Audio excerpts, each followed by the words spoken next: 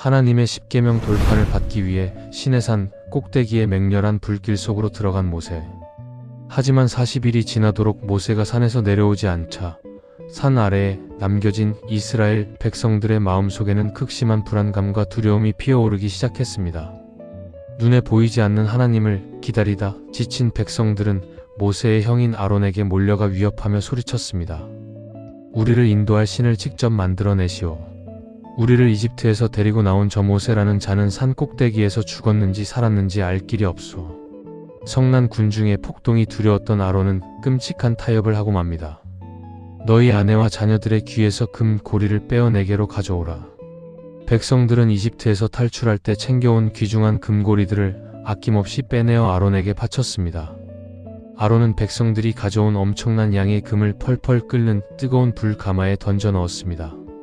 그리고 조각칼로 거푸집을 파서 이집트인들이 풍요의 신으로 섬기던 수소의 형상, 즉 금송아지 우상을 주조해냈습니다.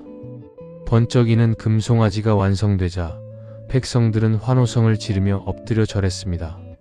이스라엘아, 이것이 바로 우리를 이집트 땅에서 인도해낸 우리의 신이로다.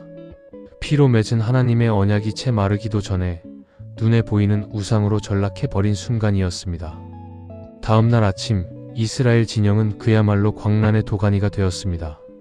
금송아지 앞에 제단을 쌓고 제물을 바친 백성들은 술을 마시고 벌거벗은 채로 춤을 추며 이교도들의 타락한 축제를 벌이기 시작했습니다.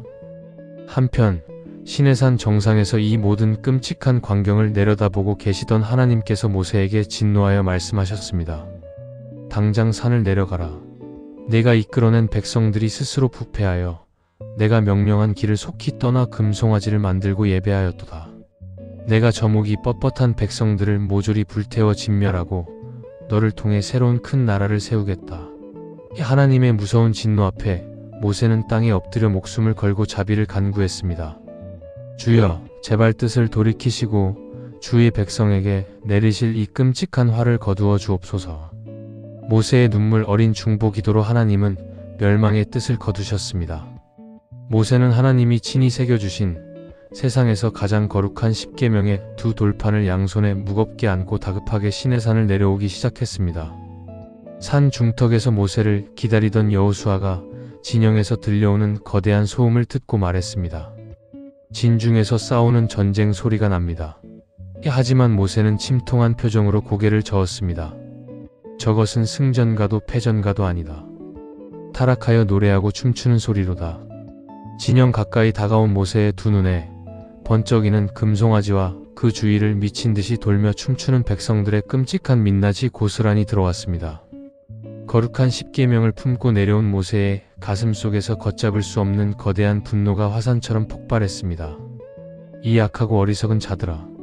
분노를 이기지 못한 모세는 하나님이 친히 적어주신 그 거룩한 두 개의 돌판을 산기슭 바위를 향해 있는 힘껏 집어 던졌습니다. 콱!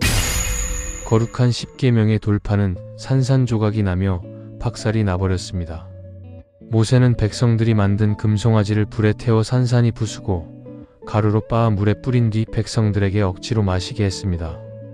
변명으로 일관하는 아론을 매섭게 꾸짖으며 우상 숭배에 앞장선 3,000명의 주동자들을 그 자리에서 처단하는 피해 숙청을 단행합니다. 눈에 보이지 않는 하나님을 믿지 못하고 내 입맛에 맞는 눈에 보이는 신우상을 만들어내려는 인간의 조급하고 타락한 본성. 산산조각이 난 십계명 돌판은 하나님의 은혜를 너무나도 쉽게 배신하는 우리의 연약한 믿음을 거울처럼 보여주고 있습니다. 과연 깨어져 버린 하나님과의 언약은 다시 회복될 수 있을까요?